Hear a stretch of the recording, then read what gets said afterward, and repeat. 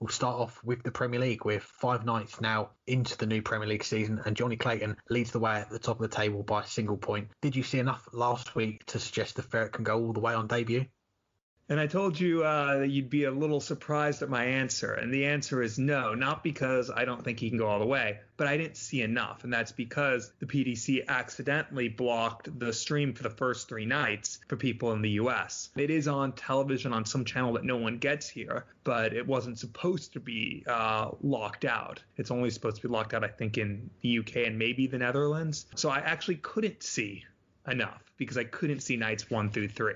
I was able to see nights 4 and 5 as they got it fixed. From what I saw in nights 4 and 5 and what I heard about nights 1 through 3, I absolutely think he can go all the way. And I said that before the tournament started. He's to date leading the averages. He's playing the best of anyone in the field, and that's why he's top of the table. He is currently one of the best players in the world, and you take out the player who had on current form the most other claim to that title. Unfortunately, he had to withdraw due to testing positive for COVID, the world number 1, Gerwyn Price. That leaves Jonny Clayton as, on current form, the best player in this field. And he showed it in the first week. He was the best player in the first week. And there's really nothing surprising about that from the start he's had to this year and really the end he had to last year. We did talk multiple times on this show, some worries that maybe he had plateaued and maybe he was going to start to regress at the back end of last year. But he laid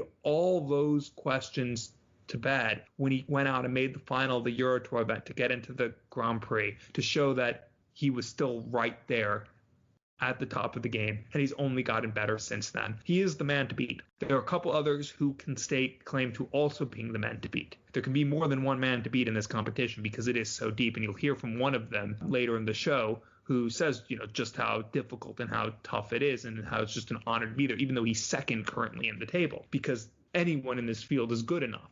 But Jonny Clayton is playing the best of the 10 people in this field. And there's no reason to think he can't keep that going for another 4 nights to get past Judgment Night and another 7 beyond that to make the playoffs where anything can happen.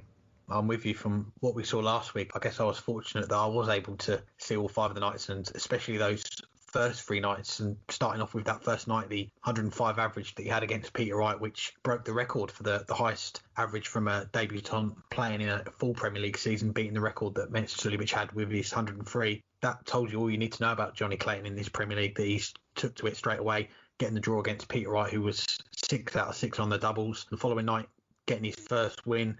The night after that, the 105 average, the 9 data against Jose de Souza. And I guess really the next game, that kind of tells you a lot about the form that Jonny Clayton's in right now, because he had a 95 average. He lost 7-3 to Rob Cross. Before that game, a lot of people were backing Jonny to win that one. Not a lot of people were bigging up Rob Cross, but Jonny Clayton, 3 out of 16 on the doubles in that game, and he still manages to throw in a 95 average, which was his worst average across the 5 days so far that we've seen. Bounces back the following day, 99 average.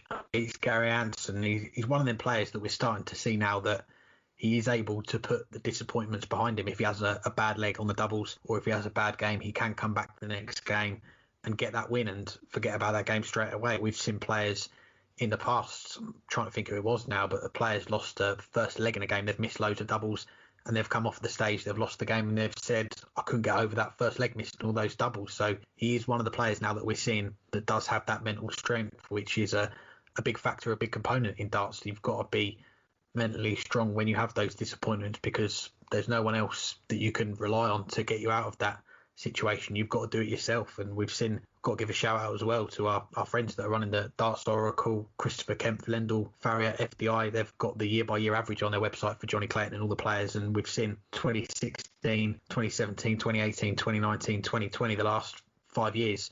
Jonny Clayton's year-by-year average has been around that 93, 95 mark. 2021, 99. He's gone up another level and he's now beating these top players. For me, I think it's probably a little bit early to say, is he going to go all the way now, because it is the Premier League.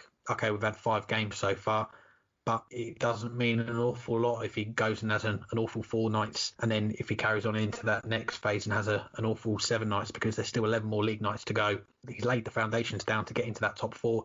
It's now about what he can do now for the next 11 nights, however many he plays in this Premier League, but you'd back him to be in it till the duration. And from what we've seen, he is going to be a live contender to get in those playoffs. And if he carries on the way he's going, a contender to win that title as well.